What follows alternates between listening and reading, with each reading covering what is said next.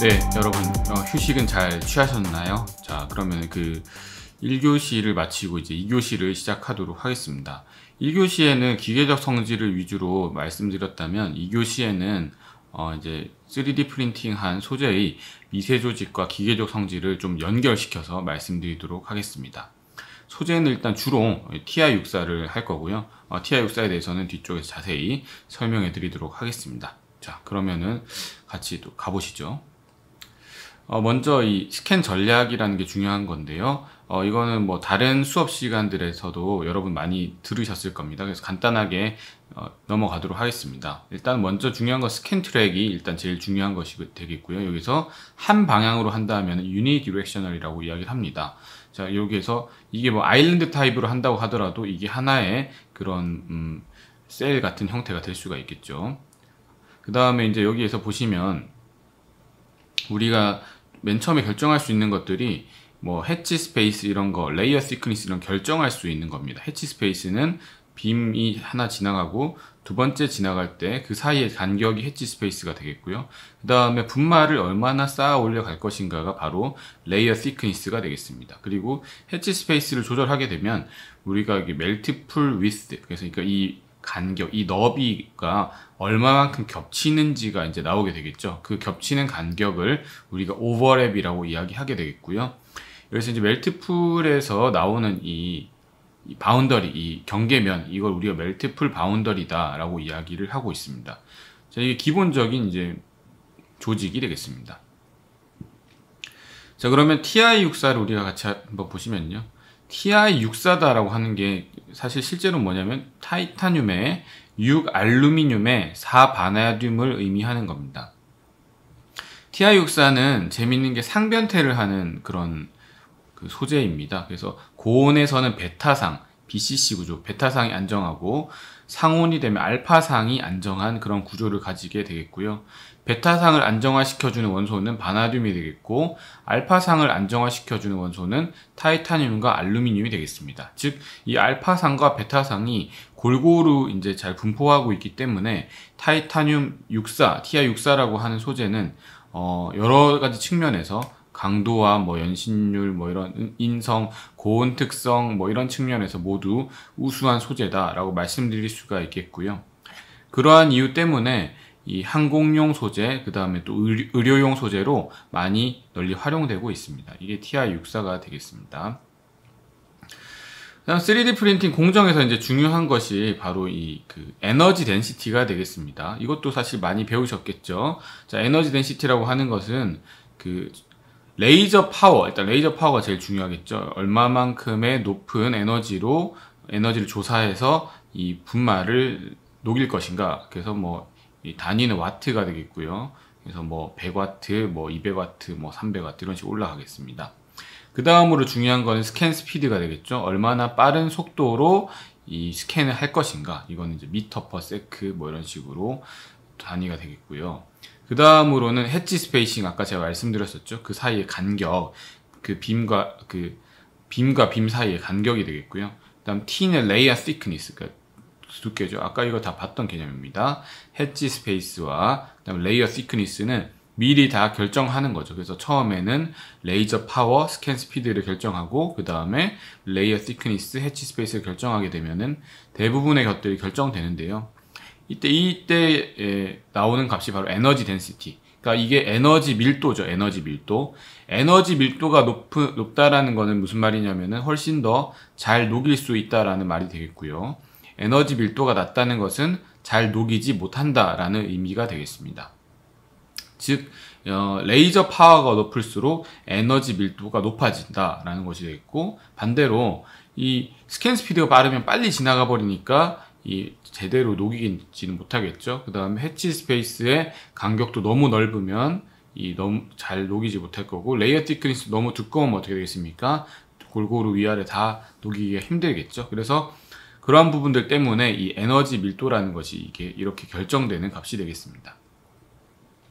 그 다음 또 재미있는 것은요, 여러분을 배웠던 뭐 DED, SLM, EBM 공정에서도 이런 부분들을 다 우리가 고려를 해야 된다라는 것이고, 뭐 DED, SLM, 뭐 EBM은 많이 들으셨을 거기 때문에 뭐 굳이 설명하지 않겠습니다. 뭐 일단 뭐 간단하게 그래도 설명하면 DD 이름을 이렇게 분말 뿌리면서 이렇게 하는 거고, SLM 레이저 쓰는 거고요. 그 다음에 레이저 해서 파우더 베드 방식 중에 하나 레이저 쓰는 거고, EBM은 이제 파우더 베드 방식인데 이것도 이 E빔 전자빔을 쓰는 거죠. 뭐 그렇게 다 알고 계실 거라 생각합니다. 자, 여기서 이제 미세 조직에서 중요한 게 바로 이 냉각 조건이 쿨링 레이트, 냉각 속도가 굉장히 중요한 것인데요. 왜냐하면은 이 에너지가 한쪽에 굉장히 집중됩니다. 3D 프린팅 한쪽에 집중시켜서 우리가 녹이고서 계속 이렇게 지나가는 형태가 되겠죠. 한쪽에 집중되고 빨리 지나가야 되기 때문에 이 엄청나게 높은 에너지가 굉장히 짧은 시간 동안 집중되는 것이 바로 이 3D 프린팅에서의 특이한 상황이 되겠습니다. 냉각 속도가 엄청나게 빠르다라는 거죠. 빠르다라고 그냥 말하면 기준이 없으니까, 자, 대략적으로 말씀드리자면은 철강이나 이런 데서 마르텐사이트라는 가장 급냉 조직을 만들겠다라고 하면은 우리가 보통 일반적으로 순행을 한다, 즉 물을 부어서 온도를 낮춘다라고 하면은 보통 1초에 뭐 30도, 뭐 빠르다면 50도 이렇게 내려갑니다. 그래서 보통 1초에 한 몇십 도 정도 내려가는 것이 굉장히 빠른 속도로 온도가 내려가는 것이 되겠는데요. 거의 뭐 1초에 만약 100도 정도 내려간다면 정말 빠른 겁니다. 그 정도만 해도. 근데 여기에서 이 쿨링 레이트를 계산을 해봤더니요, 대략적으로 봤을 때 1초에 10,000도 정도 내려갑니다.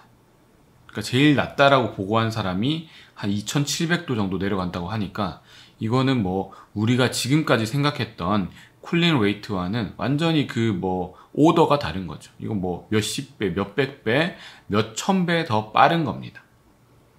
그렇기 때문에 우리가 기존에 알고 있던 미세 조직들 중에서 가장 냉각 속도가 빠를 때 만들어지는 조직이 바로 마르텐사이트라는 조직인데요. 여기서는 반드시 3D 프린팅을 하게 되면은 마르텐사이트라는 조직이 만들어지게 됩니다. 그것이 이제 중요한 사실이 되겠습니다. 그래서 여기서 보시게 되면은 이 알파 프라임이라고 제가 이렇게 표기를 해놨는데요. 알파 프라임이라고 하는 것이 이 마르텐사이트를 간단하게 이야기하는 것이 되겠습니다. 자, 마르텐사이트를 우리 알파 프라임이라고 하는데요. 마르텐사이트라고 하는 용어 자체가 좀 어려우시면 그냥 간단하게 설명드리자면, 이렇게 길쭉길쭉하게 삐쭉삐쭉하게 이렇게 침상형으로, 이게 침처럼 생겼죠, 그렇죠? 침상형으로 생긴 조직이 바로 마르텐사이트가 되겠습니다. 냉각 속도가 굉장히 빠를 때 만들어지는 미세 조직으로서 강도가 엄청나게 높은 조직입니다. 연신율은 상대적으로 낮죠. 그래서 따라서 우리가 이 3D 프린팅으로 소재를 제조하게 되면 강도가 굉장히 우수한 그러한 소재가 나올 수밖에 없다라는 거죠. 왜냐하면은 냉각 속도가 엄청나게 빠르기 때문입니다. 그래서 뭐 DD를 하건 뭐 SLM을 하건 다 이런 식으로 알파 프라임이라는 조직들이 이제 나오게 되겠고요. 그 다음에 뭐 EBM을 했을 때 알파와 베타가 같이 나오기도 하는 것들을 좀 볼 수가 있습니다. 그 다음에 이거를 우리가 DED를 하고 나서 어닐링을 할 수가 있잖아요. 어닐링이라고 하는 거는 이제 열처리인데, 그러니까 우리가 퀸칭을 시키고 난 다음에 그 다음에 열처리를 좀 해주게 되면 조직이 좀 풀리는 것을 볼 수가 있습니다. 그래서 이 조직이 풀려서 나타나는 이 조직을 우리가 베스킷 위브라고 하는, 베스킷 위브는 우리가 무슨 라탄 같은 그런 거 있잖아요. 그러니까 예를 들자면은 이 대나무 같은 거 아니면 이렇게 짜서 이렇게 만드는 그러한 공법처럼 이렇게 바구니 같은데, 그런데 그런 조직들이 바로 이제 베스킷 위브 조직이라고 하거든요. 그래서 바구니를 짜놓은 것처럼 생겼다고 해서 이 조직 이름 우리가 베스킷 위브라고 부르고 있습니다.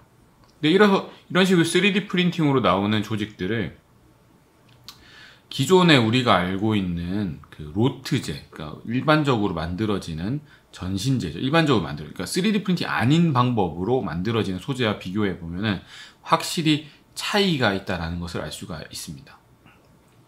그다음 밀 어닐드 같은 경우에는 여기에서는 이 일반적으로 우리가 가장 많이 쓰는 게 밀 어닐드라고 하는 이 조직인데, 여기에서의 미세 조직은 뭐 이 둥글둥글한 알파라고 하는 이러한 조직을 가지고, 그다음 로트제에서도 뭐 이렇게 둥글둥글한 알파와 함께 그 다음에 알파와 베타가 같이 있는 이런 조직도 있는데 3D 프린팅을 하면은 그러한 미세 조직이 여러분 보시는 것처럼 완전히 다른 미세 조직이 만들어진다라는 것이 굉장히 중요한 사실이 되겠습니다. 그래서 우리가 지금까지 이제 TI-64를 이해를 할 때는 뭐 요런 로트제나 미러닐드제 같은 이런 식으로 이해를 했는데 이 3D 프린팅 한 경우에는 이 마르텐사이트가 만들어진다. 마르텐사이트를 갖고 나중에 어떻게 열 처리를 해서 어떻게 바꿀 것인가, 어떻게 다르게 새롭게 쓸 것인가, 이런 것들이 이슈가 되겠다라는 것이 중요한 사실이 되겠습니다. 그래서 뭐 냉각 속도가 또 중요하기 때문에 이걸 조절을 해보게 되면요, 여기서 보시는 것처럼 이 하고 나서도 열 처리를 하고 나서 천천히 냉각시키게 되면은 이런 식으로 이런 조직, 우리 라멜라 조직이라고 하거든요. 라멜라 조직을 하는 거는 그냥 길쭉한데 이건 침상형은 아닌 거고요. 자, 여기 보시면 마르텐사이트는 길쭉한 침상, 그러니까 이 얇은 침처럼 생긴 것이 마르텐사이트 조직이 되겠고, 그냥 길쭉하게만 생기면 라멜라 조직이라고 부릅니다. 여기서 보시는 것처럼 이거는 침처럼 이렇게 길쭉하게 생겼죠. 여기는 길게 생기긴 했지만 침상형은 아니기 때문에 이건 라멜라 조직. 그래서 두 가지가 다른 조직이거든요. 두 가지가 어떻게 다르냐면은 이 라멜라 조직은 강도는 조금 낮지만, 강도는 좀 낮죠. 뭐 사실 뭐 이것도 높은 편이긴 하지만, 그다음 연신율은 높은 편이죠, 그죠? 강도는 낮지만 연신율은 높은 편입니다. 근데 여기에서 이 마르텐사이트 조직은 강도는 훨씬 높습니다. 자, 이 라멜라 조직은 강도가 인장 강도가 900메가파스칼 정도였는데, 마르텐사이트는 1200메가파스칼, 거의 뭐 엄청나게 300메가파스칼 정도 높죠. 근데 여기에서 이제 라멜라 조직은 연신율이 13%였는데 이 마르텐사이트 조직은 1.8% 정도로 굉장히 낮은 것을 알 수가 있습니다. 그래서 이 마르텐사이트 조직만 가지고 우리가 구조 재료로 쓸 수 있겠냐라고 물어본다면 그 대답은 아니요라고 대답을 할 수가 있겠죠. 그래서 우리가 이 마르텐사이트 조직을 그대로 쓰는 것이 아니라 후에 열 처리를 해서 어떤 식으로 조직을 좀 바꿔서 연신율을 좀 증가시켜서 써야 한다라고 하는 것이 이 3D 프린팅 한 이후에 공정이 필요한 이유가 되겠습니다. 또 중요한 이유는요, 이 포로시티가 굉장히 중요한 건데요. 포로시티는 뭐 이것도 앞에 수업들에서 많이 들으셨을 겁니다. 기공 또는 기공도, 기공률이라고 하는데요. 포로시티는 크게 뭐 두 가지 정도로 나눌 수 있는데, 제가 사실 말씀드리고 싶은 거는 이 레고 퓨전, 이거 하나만 말씀드리고 싶습니다. 레고 퓨전이라고 하는 거는 이 용융이 제대로 안 돼서 안 녹아서, 덜 녹아서 남아있는 그러한 기공들이 되겠고, 이 레고 퓨전은 주로 미용융 분말들과 함께 주로 나타납니다. 왜냐하면 다 안 녹았다라는 거죠. 그래서 레이저가 힛 인풋, 그래서 뭐 에너지 덴시티나, 그러니까 에너지 밀도나 아니면은 그 가해진 열이 충분하지 않았을 경우에는 이러한 레고 퓨전이나 또는 이제 언멜티드 파우더 또는 이제 뭐 미용용 분말이 같이 발견되는데, 이게 가장 주된 그 파괴가 발생할 수 있는 그러한 취약한 부분이 되겠습니다. 다른 것들도 뭐 가스포어 이런 것들도 있는데 이거는 굉장히 사이즈가 작기 때문에 중요한 건 레고 퓨전이 제일 중요한 것이 되겠습니다. 그래서 이거 알아두시기 바라고요.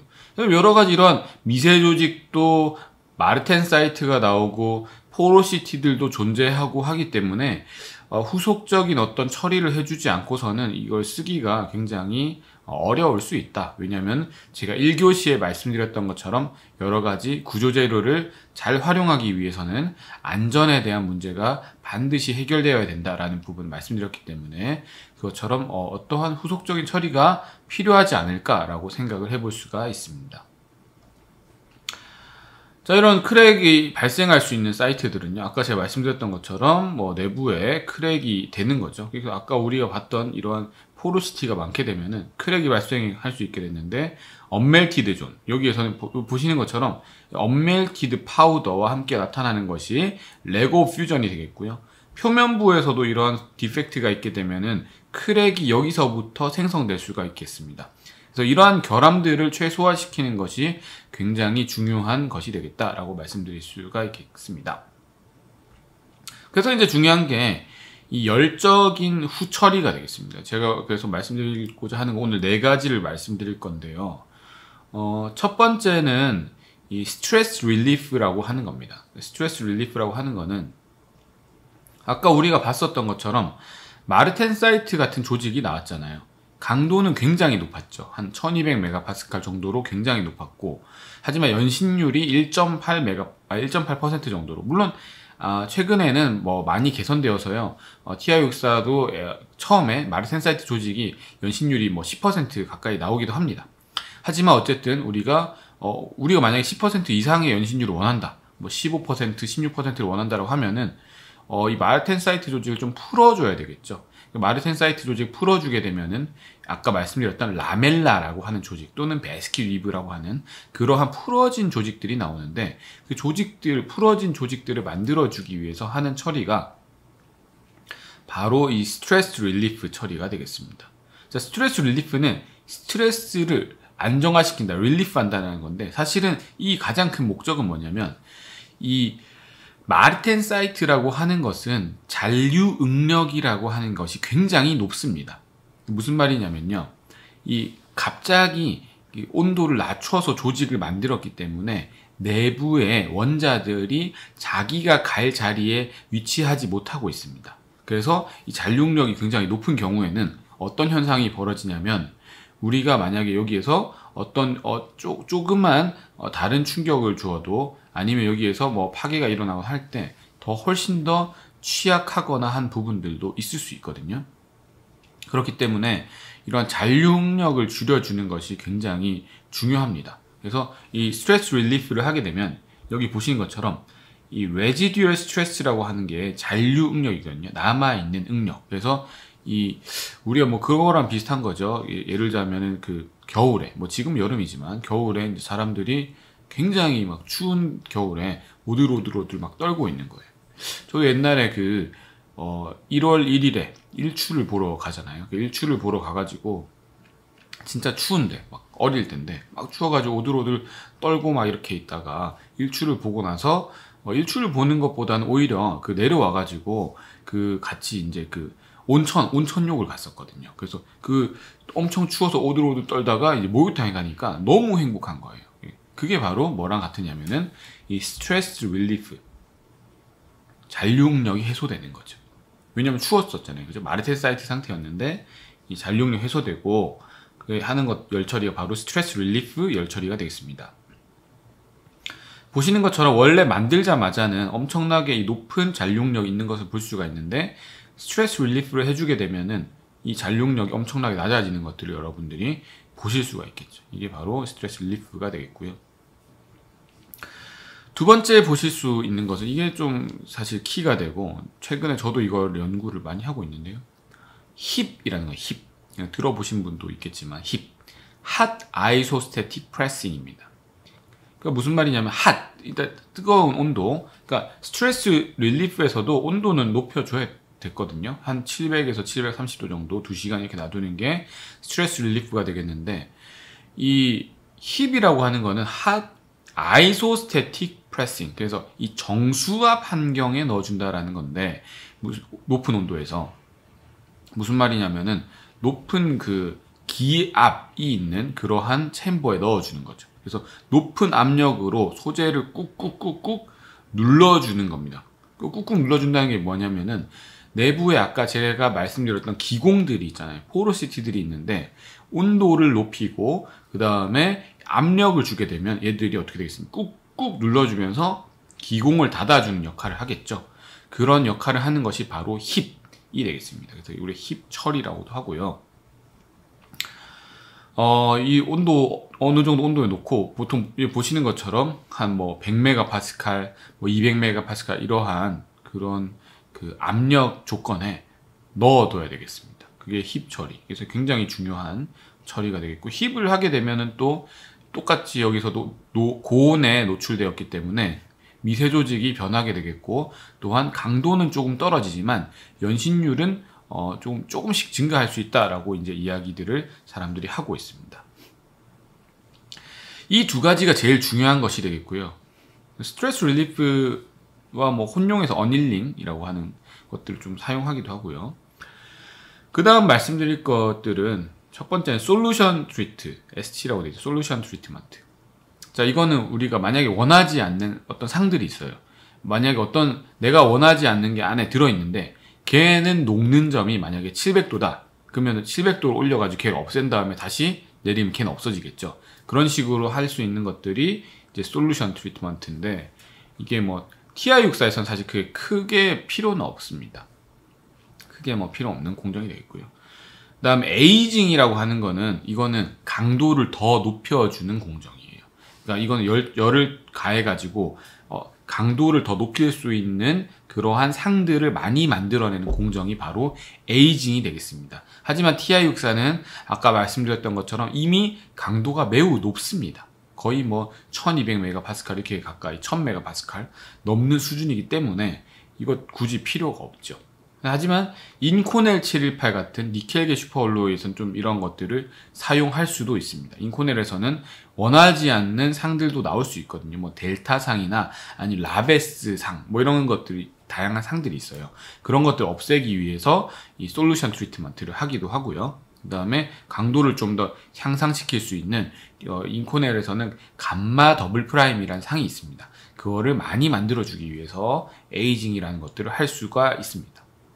그래서 이게 뭐 중요한 그 열적인 후처리 공정이 되겠습니다. 여러분들이 뭐 이 공정들 네 가지 다 모르셔도 뭐 일단 스트레스 릴리프, 그 다음에 힙 이 두 가지만 알고 가셔도 충분히 많은 것들을 알고 가시는 게 아닌가라는 생각을 합니다. 자, 그 다음으로 넘어가 보겠습니다. 자, 힙에 하게 되면은 어떤 식으로 변하는지 우리가 보겠습니다. 자, before hip as built죠. 자, 여기에서는 여기에 이제 있는 이 미세 조직 여러분들 이름을 이제 잘 아실 겁니다. 저 미세 조직 우리가 뭐라고 했었죠? 예, 맞습니다. 마르텐사이트. 처음에 만들어지는 것들은 마르텐사이트라고 하는 침상 조직이 만들어집니다. 그래서 엄청나게 온도를 내려서 만들었기 때문에 쭈삣쭈삣한 그러한 침상형 조직, 마르텐사이트 조직이 만들어지게 되겠고요. 자, 여기 보실 수 있는 것들은 이 빨간색 점처럼 보이는 것들이 내부의 기공입니다. 그러니까 포로시티죠. 내부의 기공들이 이렇게 있는 것도 우리가 이 CT, 엑스레이 CT를 찍으면 알 수가 있거든요. 그러니까 여러분들도 병원에 가서 뭐 CT 촬영, 단층 촬영 뭐 그런 거 하신 분들도 계실 텐데 똑같은 겁니다. 이 엑스레이 CT 소재도 똑같이 이제 단층 촬영을 하면 내부에 어떤 기공들이 있는지 잘 관찰이 되죠. 근데 힙을 하게 되면요. 힙을 하고 나면 미세 조직이 제가 분명히 바뀐다고 말씀드렸습니다. 그래서 여기에서는 이 길쭉길쭉한 이런 쭈삣쭈삣한 이 마르텐사이트 조직이 있었는데 힙을 하고 나니까 여기에서는 이건 뭐 바늘이라고 하긴 좀 그렇죠. 약간 두께가 있죠. 약간 길쭉길쭉한. 그래서 요걸 우리가 베스킷 위드 또는 뭐 위드만 스테튼 또는 뭐 라멜라 뭐 여러 사람들마다 부르는 방법이 좀 다른데 뭐 그렇게 다들 부르고 있습니다. 그래서 뭐 베스킷 위브, 위드만 스테튼 뭐 이런 조직이라고 부르고 있습니다. 자, 힙을 하고 났을 때 보통 보시게 되면은 에즈빌트보다 힙을 하고 나면은 강도는 조금 이제 떨어지죠. 강도는 떨어졌죠. 여기서 강도 떨어졌지만 연신율을 조금 더 증가하는 것. 근데 크게 증가하진 않습니다. 조금 더 증가하는 그런 것들 볼 수 있겠고, 제일 중요한 건 뭐냐면요. 힙을 하고 나니까 여기에서 내부에 거의 뭐 우리가 빨간색 점을 찾기가 힘들죠.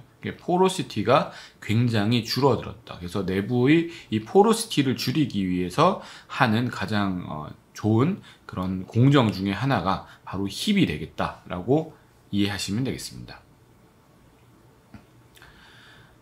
또 재밌는 거는요, 이건 표면 조도에 대한 건데요. 이 표면에 만약에 원래 우리가 이 3D 프린팅 하게 되면은 as built 상태, 그러니까 그냥 만들어진 상태는 이런 식으로 이 우둘투둘한 상태가 됩니다. 우둘투둘. 그래서 이걸 우리가 실험을 하기 위해서 이 시편을 가공을 하잖아요. 가공을 하면은 어쩔 수 없이 가공하는 것 때문에 표면이 연마가 되거든요. 표면 연마가 되면 표면이 특성이 굉장히 우수해져서 이 인장 특성이 모든 것이 다 향상이 됩니다. 하지만 우리가 이 3D 프린팅 소재를 쓰는 이유는, 가장 큰 이유가 바로 그 형상 그대로 쓸 수 있다는 거잖아요. 만약에 그거를 제조를 하고 나서 항상 뭐 폴리싱하고 아니면 갈아서 연마를 해서 뭐 숫돌로 갈아서 이렇게 써야 된다고 하면은 우리가 알고 있는 가장 큰 이 3D 프린팅의 장점이 사라지는 것이 되겠습니다.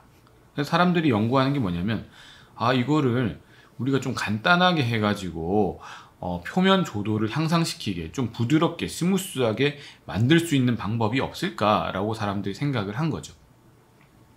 자, 그래서 뭐 여러 가지 방법이 있는데요. 뭐 레이저 샷 피닝이라고 해서 막 레이저로 때려가지고 이 튀어나온 부분 막 때려서 우둘두둘한 거 없애서 만드는 방법도 있고요.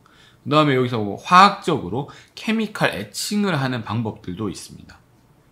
그래서 이게 재밌는 사실은요, 케미칼 에칭을 해서 표면부를 날려버리니까 여기 보시는 것처럼 이만큼 외부에 이만큼 포로시티가 높은 거죠. 그러니까 실제로 보면은 포어들이 대부분 어디에 존재하느냐를 보면은 실제 이 내부보다는 외부에 훨씬 더 많이 존재하는 것을 알 수가 있습니다. 그래서 이 표면을 날려버리게 되면 표면 조도를 향상시켜서 기계적 특성이 향상되는 효과를 얻을 뿐만 아니라 상대적으로 이 포로시티를 낮추는 효과가 있죠. 왜냐하면 여기에 비율이 너무 높으니까요, 극단적으로. 그래서 포로시티를 낮추는 이러한 효과가 있다라고 말씀드릴 수가 있겠습니다. 그래서 여기서도 보시는 것처럼 우리가 이 에칭 30mm 에칭했다, 뭐 1시간 에칭했다, 에칭을 한 경우에는 보시는 것처럼 굉장히 강도가 높아진 것을 볼 수가 있죠. 에칭 안 하고, 에칭한 게 어느 정도까지 높냐면 머시닝 한 거. 그러니까 어차피 표면이 깔끔한 게 무조건 강도가 높고요. 그래서 그냥 제일 뭐 안 좋은 경우는 그냥 단순히 뭐 힙만 한 경우. 그러니까 힙만 해서는 안 된다라는 거죠. 표면을 좀 연마를 해줘야 된다, 이런 건데. 그럼 연마를 반드시 해야 되느냐? 사실 저는 그거에 대해서 조금 이제 우리가 연구를 더 해야 된다고 생각하는 게, 연마를 한다면 아까 말씀드린 것처럼 이 3D 프린팅의 큰 장점이 사라지는 거거든요. 그래서 우리가 여러 가지 이제 연구 기술을 총동원해서 처음에 만들자마자부터 매끈한 표면이 나올 수 있도록 많은 연구를 수행해야 할 것이다 라고 저는 생각하고 있습니다. 그래서 많은 연구자들이 실제로도 그런 식으로 연구를 수행을 하고 있죠. 여기서 보실 수 있는 것은 이방성이죠. 3D 프린팅에 제일 중요한 게 이 방향성 응고가 있다는 게 굉장히 중요한 겁니다. 일단은 이 적층 방향, 이 빌드 디렉션 적층 방향, 이게 높이 방향이라고 볼 수가 있겠는데요. 이 높이 방향으로 항상 이렇게 이 방향성 응고가 발생하게 됩니다. 왜냐하면은 이 열 방출 방향이 이 아랫 방향으로 열이 방출되기 때문에 그 방향과 평행한 방향으로 이 결정립 성장이 일어나기 때문이죠. 그래서 이런 식으로 방향성 응고가 발생하기 때문에 이러한 그 그레인들을 우리가 컬럼나, 주상정 그레인이라고 이야기를 하고요. 이 컬럼나 그레인들이 만들어지는 것이 이 3D 프린팅의 가장 특징적인 현상이다라고 보실 수가 있겠습니다. 자, 여기서 이런 지도들을 보시면 여기 지도에서 이 색깔이 붉은색이 많죠. 이게 붉은색이 많다는 거는 그 같은 방향으로 있는 경우가 많다라는 것이 되겠고요. 여기에서 이런 식으로 뭔가 몰려 있잖아요. 그죠? 이 몰려 있는 걸 보게 되면은 같은 방향으로, 이게 이 같은 위쪽 방향으로 쭉쭉 자라난 것들이 많다라는 것들을 알 수가 있겠습니다. 여기서 여러분들이 아셔야 되는 것은 이 방향성 응고라는 것과 그 다음에 이 주상정 결정립에 대해서 이 용어를 아시면 되겠습니다. 그래서 이런 이방성이 존재하기 때문에 아까 우리가 봤던 것처럼 위쪽 방향으로 이 인장 시험했을 때와 그 다음에 이거를 뭐 수직한 vertical이라고 하죠. 그 다음에 이 수평한 horizontal이라고 하는데, 이 수직한 경우와 수평한 경우 또는 뭐 각도를 뭐 30도, 45도, 60도 이렇게 만들 수도 있겠습니다. 그러한 경우에 따라서 여기에서 인장 특성이 달라진다 또는 파괴인성도 달라진다라는 것이 이 3D 프린팅의 특징이 되겠습니다. 그래서 시편을 채취를 할 때 단순하게 한 가지 방향에서만 해서 되는 것이 아니라 다양한 방향에서 시편을 채취를 해야 되겠고요. 대표적으로 가장 적어도 이 수직이나 수평 방향에 대해서는 이 다르다, 이 기계적 특성이 다르다라는 것들을 잘 이해를 하셔야 되겠습니다. 자, 그러면은 인장 특성이 수직한 이런 시편이 좋은지, 버티컬이 좋은지 아니면 호리젠탈이 좋은지 같이 한번 살펴보도록 하겠습니다. 여기는 다양한 의견들이 있는데요. 첫 번째는 이 호리젠탈, 수평한 시편이 수직한 시편보다 강도가 더 높다라는 의견입니다. 자, 이 경우에는 보시는 것처럼 우리가 보통 이렇게 이 컬럼나 그로스를 하잖아요. 그럼 그레인도 이런 식으로 성장해 있습니다. 성장해 있으면은 우리가 수평으로 잡아당긴다라고 하면은 여기에서 이 방향으로 잡아당기는 것이 수평으로 잡아당기는 것이 되겠고, 수직으로 잡아당긴다고 하면 이 방향으로 잡아당기는 것이 이제 수직으로 잡아당기는 것이 되겠죠. 그래서 수평한 시편이 바로 이 여기 H 시편, 수직한 시편이 V 시편, 이런 식으로 생각을 해볼 수가 있겠습니다.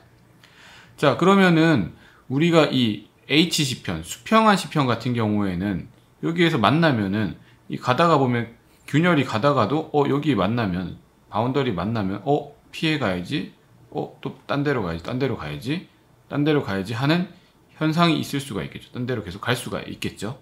자, 근데 여기에서 만약에 수직한 경우에는 처음에 가다가 딴 데로 가야지라고 했는데 계속 이제 가면 되겠죠, 그냥. 그래서 그런 식으로 되기 때문에 파괴가 훨씬 더 이 수직한 시편이 잘 일어날 수 있다. 그래서 수평한 시편이 더 좋다라고 하는 첫 번째 의견이 있습니다. 그다음 두 번째 의견이 사실은 더 많이 받아들여지는 의견 중에 하나인데요. 바로 이 수직한 시편이 더 좋다라는 의견이 있습니다. 자, 이 경우에는 우리가 이 컬럼나 그로스를 했기 때문에 여기서 이 수직한 방향으로 잡아당기게 되면은 어쨌든 여기에서는 그냥 이 길어진 것이 쭉 당기는 그런 현상이 되겠는데, 이 수평한 방향으로 당기게 되면은 만약에 여기에 이 컬럼나 그레인 사이사이가 굉장히 취약하다라고 생각할 수 있겠죠. 이 사이사이가 취약하다라고 한다면은 이 사이사이, 취약한 사이사이가 끊어질 수도 있습니다. 자, 그러한 상황들 때문에 여기에서 이 수직한 시편이 더 좋다라고 하는 의견들이 있습니다. 그래서 우리가 이런 부분들을 확인을 하기 위해서 인장 시험을 뭐 수직한 시편, 수평한 시편에서 다 해보는 것들이 이제 중요하다라고 말씀드릴 수가 있겠습니다. 그래서 이 두 가지 관점, 이 수직한 시편과 수평한 시편의 강도가 어떤 것이 높고 어떤 것이 낮은지 이 두 가지를 살펴봤습니다. 자, 그래서 우리가 이제 보게 되면은 이 인장 특성에 대해서 굉장히 많은 리포트들이 있습니다. 그래서 이제 타이타늄 TI64 같은 경우에도 DED를 한 시편, 그 다음에 DED에서 힙을 한 경우, 그 다음에 그냥 뭐 히트 트리트먼트 한 경우, 그냥 단순히 제조만 한 경우, 이런 경우에 따라 상복 강도, 그 다음에 인장 강도, 연신율이 다양하게 나타나 있는데요. 보시면 아시겠지만 우리가 일반적으로 가지고 있는 로트 소재나 캐스트 소재에 비교했을 때 별로 뭐 떨어지지 않는, 뭐 괜찮은 그런 우수한 특성들을 나타내고 있다라는 것들을 여러분들이 아실 수가 있습니다. 그 다음에 이제 여기서 인코넬 718 같은 것들 이제 여기 보게 되면은 여기서 똑같죠. 여기서도 우리가 이 로트제 바나 시트에 비해서 뭐 크게 떨어지지 않는 그런 우수한 특성들을 가진다라는 것을 볼 수 있는데, 사실은 뭐 전체적으로 봤을 때 이 만약에 강도와 연신율을 곱해 본다면 아직까지는 그 3D 프린팅 한 것들이 조금 부족할 수도 있지 않나라는 생각을 합니다. 왜냐하면 이 너무 우수한, 원래 기본 소재가 워낙 우수하기 때문에 그렇게 생각을 해볼 수 있는데, 하지만 우리가 계속 이제 기술적으로 발전시켜 나간다면 이러한 부분들은 곧 해결할 수 있지 않을까 생각을 하고요.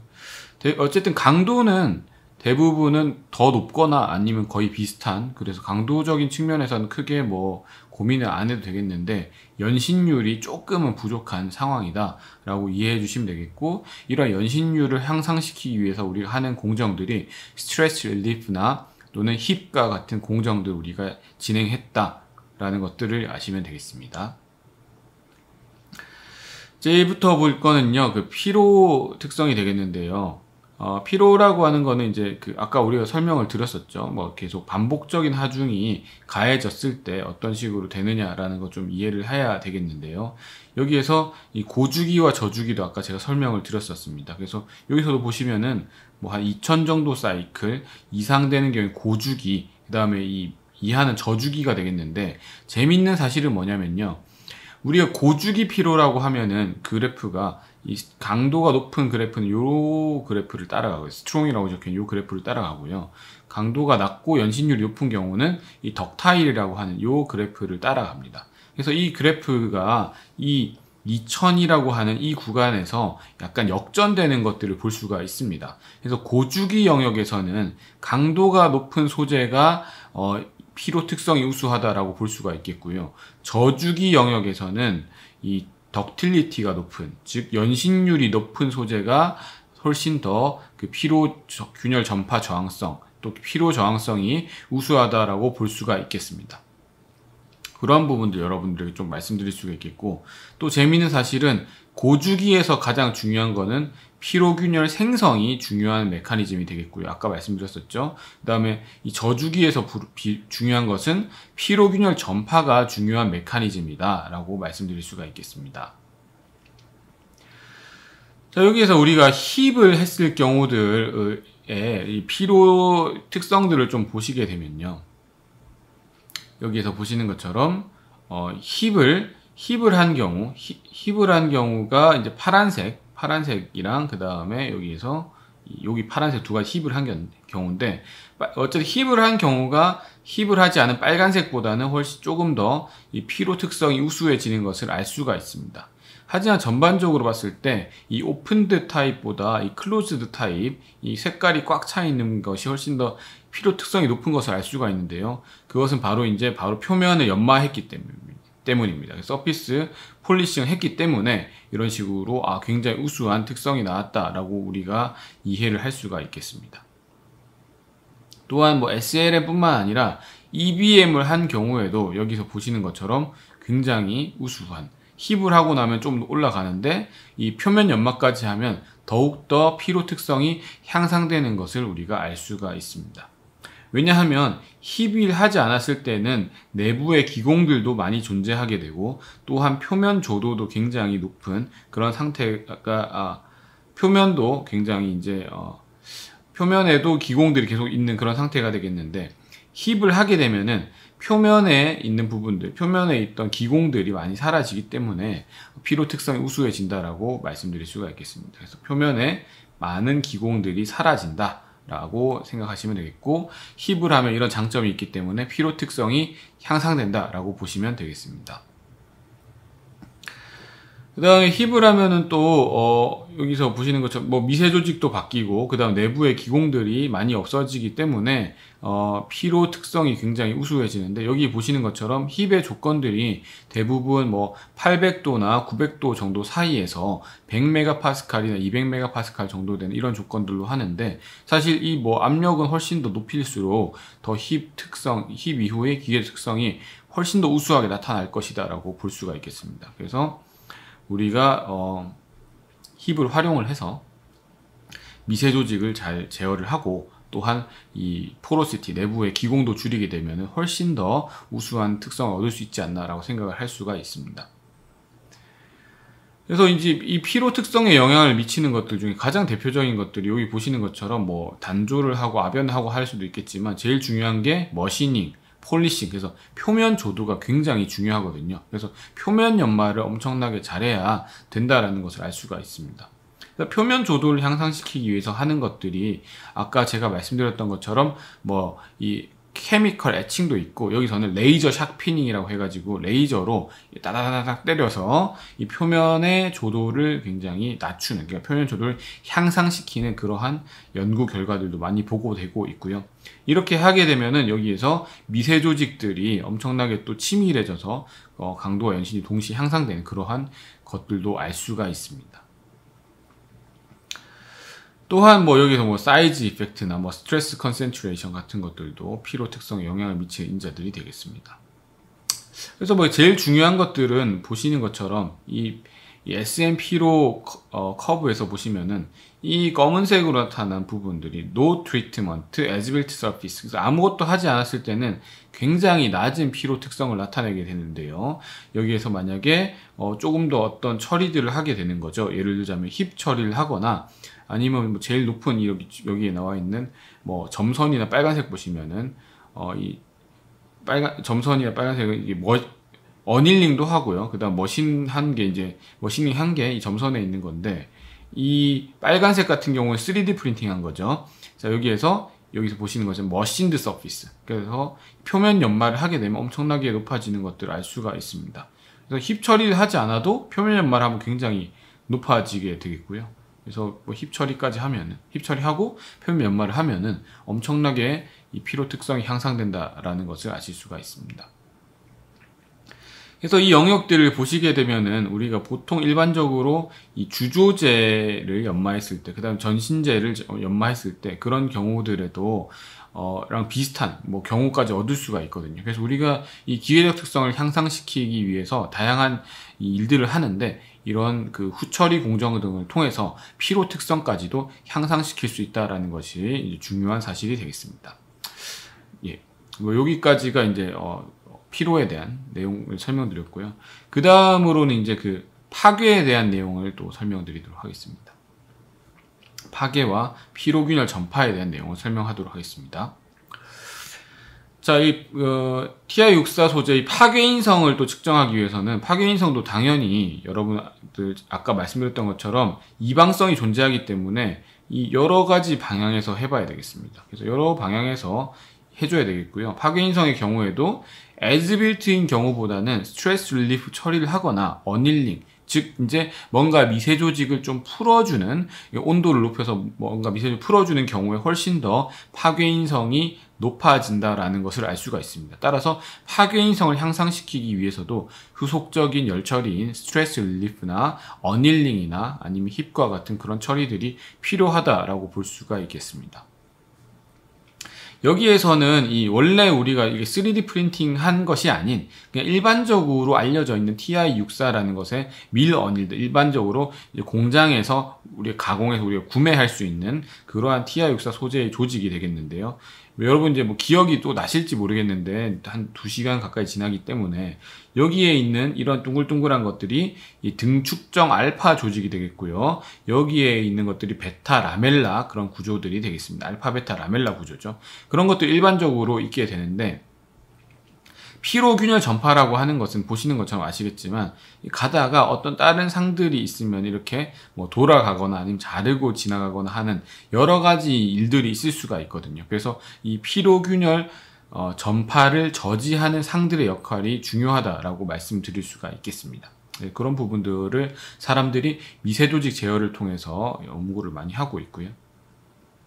재밌는 사실은 이 항공용에서 좀 쓰이는 건데, 이 베타 어닐드라는 거랑 밀 어닐드에서 밀 어닐드라고 하는 이 조직, 이 둥글둥글한 조직이 웬만한 기계적 특성은 다 우수합니다. 자, 보시는 것처럼 밀 어닐드의 경우와 베타 어닐드를 비교를 해보겠습니다.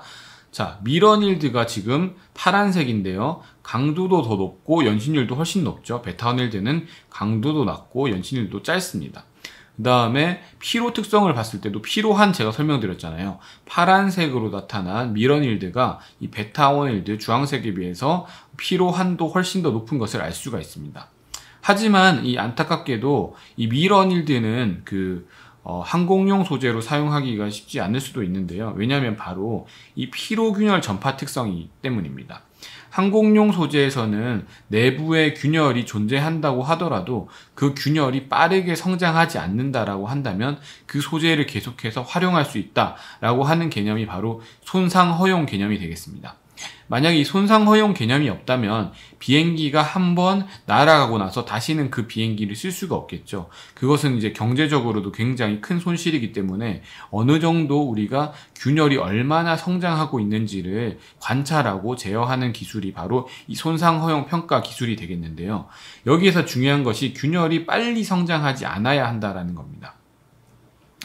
자, 근데 여기서 보시게 되면은 이 밀원일드 파란색이랑 베타원일드를 봤을 때 균열이 언제부터 빨리 성장하느냐 보면은 밀원일드는 훨씬 더 낮은 이 영역에서부터 균열이 성장하는 것을 알 수가 있습니다. 즉 이 베타원일드와 밀원일드를 비교해 봤을 때 이 베타원일드라고 하는 것이 다른 인장 특성이나 그냥 고주기 피로 특성이 더 낮지만 피로균열 전파 특성이 저항성이 우수하기 때문에 이러한 특성 때문에 바로 항공용 소재로 활용되고 있는 것이거든요. 따라서 이제 3D 프린팅 소재에서도 이러한 피로균열 전파 특성이 굉장히 중요하다라고 말씀드릴 수가 있겠습니다. 자, 이러한 이유는 바로 이 그레인 사이즈로 말씀드릴 수가 있겠는 결정립 크기랑 관련이 있습니다. 자, 일반적으로 결정립 크기가 작을수록 강도가 높아진다라고 하고 우리가 그거를 이 홀 패치 릴레이션십이라고 이제 이해를 많이 하거든요. 그러니까 단순하게 일단은 결정립 크기가 작으면 좋다라고 생각하시면 되겠습니다. 그래서 결정 크기가 작으면 강도가 높아지거든요. 그 이유는 우리 어떻게 설명하고 있냐면은 디스로케이션 파일업이라는 현상에서 설명하는데 그 이유까지 모르셔도 되겠고요. 어쨌든 결정립 크기를 줄이려고 많은 사람들이 엄청나게 많은 노력을 해왔습니다. 하지만 피로균열 전파에서는 그렇지 않습니다. 피로균열 전파에서는 결정립 크기가 클수록 그 저항성이 더 우수한데요.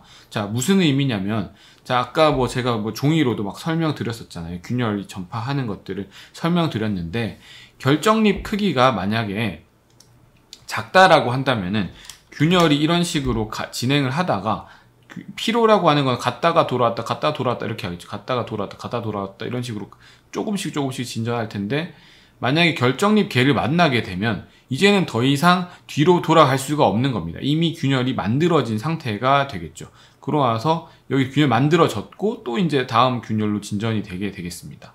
하지만 이 결정립 크기가 매우 크다라고 한다면은 여기서 균열이 이렇게 전파를 이렇게 하는데 계속 어쨌든 가역적인 상황이 되겠죠. 뒤로 돌아가는 게 계속 뒤로 돌아가는 상황이니까 다시 물을 수 있는 그런 상황인 거죠. 그래서 끝까지 전파하는 것이 아니라 가다가도 돌아갈 수 있고 또 가다가도 다시 돌아갈 수 있는 상황이기 때문에 이 슬립 즉 또는 균열 전파가 다시 되돌아갈 수 있다라고 하는 겁니다. 이걸 우리가 슬립 가역성이라고 하거든요. 다시 돌아갈 수 있다. 이거는 결정립 크기가 클 때 더 좋습니다. 그래서 우리가 피로균열 전파 관점에서는 결정립 크기를 더 크게 만들어주는 것이 좋다라고 말씀드릴 수가 있겠습니다. 그래서 이러한 방위관계들에 대해서도 많은 사람들이 또 연구를 진행을 하였고요. 이제 균열들이 어떤 면을 따라서 어떤 식으로 전파하느냐에 따라서 사람들이 이 피로균열 전파 특성이 어떻게 달라진다라고 이런 것들을 이해를 많이 하였습니다. 그래서 어떤 식으로 전파해야 될까, 어떤 식으로 가야 될까라는 부분들에 대해서 사람들이 연구를 많이 한 거죠.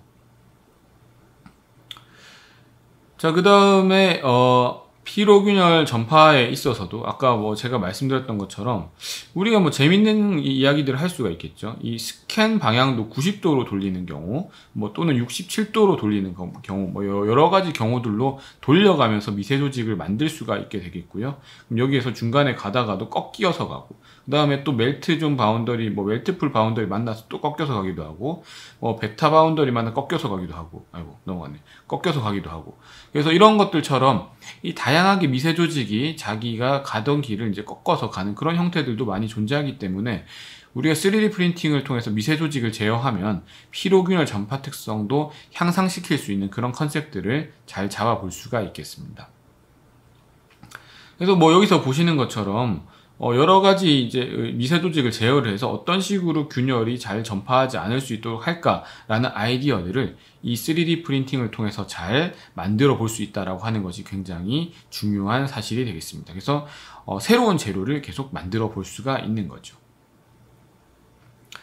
그래서 여기에서는 이제 알레이시오 이런 개념들 나오는데 알레이시오라고 하는 거는 그 맥시멈 그 스트레스 분해 그다음 미니멈 스트레스 이렇게 해가지고 이 알레이시오가 높으면 높을수록 조금 더 평균 응력이 더 큰 상태가 되거든요. 그래서 여기에서는 알레이시오 높을수록 조금 더 가혹한 환경이다 이렇게 보시면 되겠고요. 그 다음에 델타 K 스레숄드라고 하는 것이 아까 설명을 안 했는데 이게 요거랑 같거든요. 요 값이에요, 요 값. 그러니까 델타 K 스레숄드라고 하는 게 뭐 어떤 이 지수가 되겠는데, 이 델타 K 스레숄드가 높으면 높을수록 피로균열 전파 저항성이 높다라고 보시면 되겠습니다. 저 값이 높아야 됩니다, 무조건. 그래서 저 값이 높다라고 하는 거는 그 이하에서는 피로균열은 전파하지 않는다라는 거거든요. 그래서 이 델타 K 스레숄드라고 하는 이 값인데, 어쨌든 이건 모르셔도 되지만 어쨌든 이 값 자체가 우리가 보통 비교를 해봤을 때 일반적으로 우리가 알고 있는 미러닐드라고 하는 것에 델타 K 스레숄드 1이죠. 1인데 아직까지는 지금 개발된 소재들의 값이 그것보다 미치지 못하는 경우들이 대부분입니다. 하지만 어떤 경우에서는 엄청나게 우수한 경우도 우리가 보고되고 있거든요. 따라서 이와 같이 아실 수 있는 것처럼 우리가 이 3D 프린팅을 통해서 미세 조직을 제어하고 그다음 후 열 처리 공정을 통해서 또 특성을 향상시켜서 최종적으로는 이런 피로나 파괴 특성까지 우수한 그런 소재를 가공할 수 있다, 만들 수 있다라는 것이 굉장히 중요한 사실이 되겠습니다. 그래서 여기에서 다양한 공정들에 따라서 이 델타 K 스레숄드 값이나 이런 것들이 다 정의가 되어 있고요. 이러한 부분들을 향상시키기 위해서 많은 연구자들, 그리고 저도 오늘도 열심히 노력하고 있는 중입니다. 그럼 거의 이제 막바지로 다 왔는데요. 그래서 이 소재는 오늘 거의 TI64 위주로 말씀드렸었는데, 왜냐하면은 이 모든 다양한 소재들을 말씀드리기에는 이 2시간이라는 시간이 너무 짧기 때문에 대표적인 TI64 위주로 말씀드렸습니다. 하지만 이 3D 프린팅에는 TI64만 있는 것이 아니라 다양한 공정과 다양한 소재들이 무궁무진하게 활용될 수가 있습니다. 즉, 지금까지 우리가 개발되었고 잘 알고 있는 소재라고 하더라도 아까 우리가 맨 처음에 그 TI64를 3D 프린팅 했을 때 미세 조직이 달라진다라고 말씀드렸던 것처럼 지금까지 알고 있는 소재들도 미세 조직이 다르게 나타날 수가 있습니다. 따라서 우리가 이 여러 가지 이 공정들을 통해서 미세 조직을 제어하고 또한 이미 알고 있는 소재라고 하더라도 3D 프린팅에서 다른 현상이 나타나면 또 다른 식으로 접근할 수 있기 때문에 여러 가지 연구를 해볼 수 있고 여러 가지 가능성을 제시할 수 있는 그러한 우수한 기술이 아닌가 하고 생각을 하고 있습니다. 그래서 여기에서 새로운 소재들 여러분들이 개발할 수 있는 부분들이 굉장히 많다. 한계가 없다라는 것을 오늘 말씀드리려고 하고요. 맨 마지막으로 보여드릴 페이지는 바로 이겁니다. 그래서 우리가 앞으로는 지금까지는 우리가 그 여러 가지들을 많이 고려를 해서 이제 만드는 공정들 복잡하고 하지만 시간이 지나서 몇 년 후에 5년, 10년 후에는 여러분들이 상상하시는 그러한 어떤 것이든 어떤 형태든 어떤 소재든 간에 버튼 하나만 누르면 훨씬 더 잘 계산해서 인공지능도 발달되기 있기 때문에 그런 부분들이 인공지능이 또 계산을 다 해서 정말 가장 최적의 소재, 최적의 부품을 만드는 그런 날이 오지 않을까 생각하고 있고요. 저도 열심히 노력하고 있고 여러분들 중에서도 그런 꿈이 있으시고 어떤 공부를 더 해보시고 싶으신 분들이 있다면 언제든지 문이 열려있기 때문에 두드려 주시면 감사하겠습니다. 자, 그러면 이상 저의 그 강의는 마치도록 하겠고요. 궁금한 점이 있으시면 저한테 개인적으로 이메일을 보내주시거나 해서 저한테 질문해 주시면은 성실히 답변하도록 하겠습니다. 예, 한 1교시, 2교시 수업 들으시느라 고생 많이 하셨고요. 예, 다음에 또 기회가 되면 또 인사드리겠습니다. 예, 감사합니다.